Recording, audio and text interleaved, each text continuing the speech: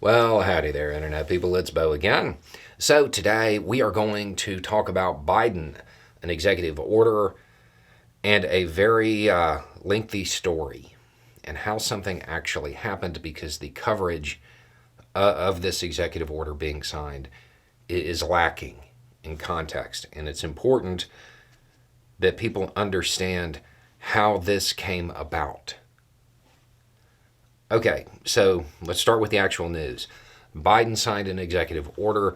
This executive order fundamentally transforms the way the military addresses, handles, prosecutes certain kinds of crimes.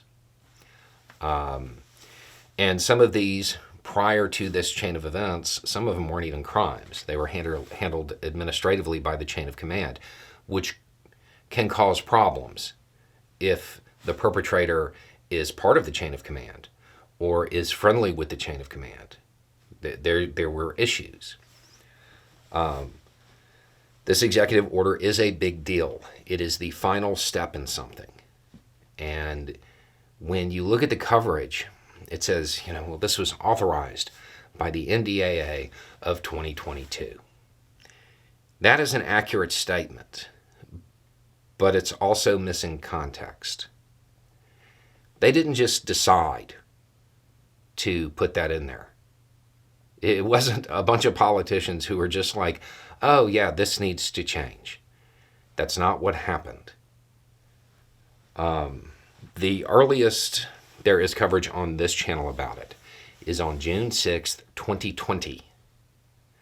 And if you go back and watch that video, I'll have a link down below, you'll see that I start off by saying people had been asking me to cover this, but I was waiting for the first part of the investigation to finish. This is a long and winding story, and it has a lot to do with a person named Vanessa Guillen at Fort Hood, what was then Fort Hood.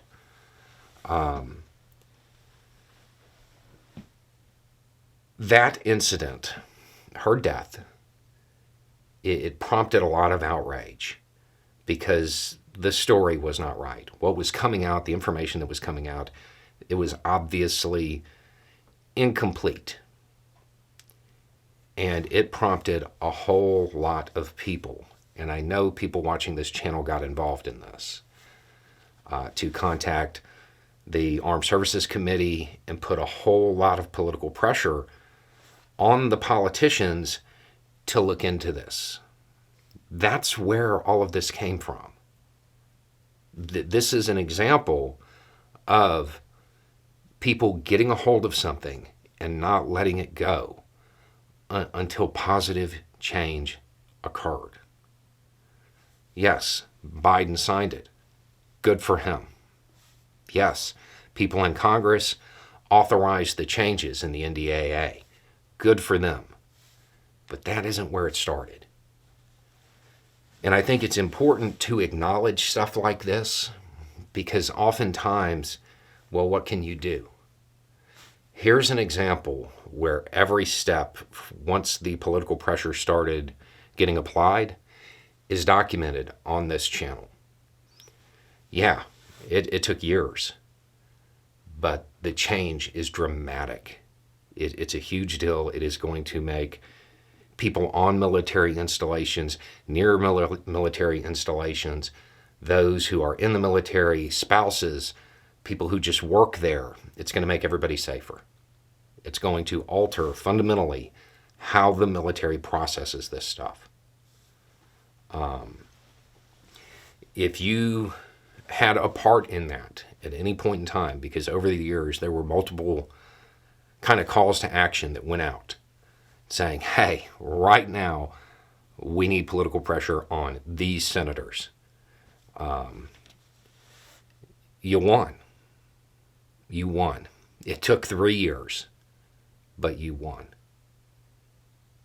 And I think it is important to acknowledge not just that that incident sparked all of this, but that the movement that sprung up around it and brought in people from all of the other incidents and that widespread political pressure that started with constituents. It was effective. It worked. It's a way to avoid succumbing to great man theory, where the orders come down from the top. That's not what happens in real life. Change starts with the people. That's where the power is. They're your representatives, not your rulers. And this is a clear example. And I will put every step down below where you can see it happen. Anyway, it's just a thought. Y'all have a good day.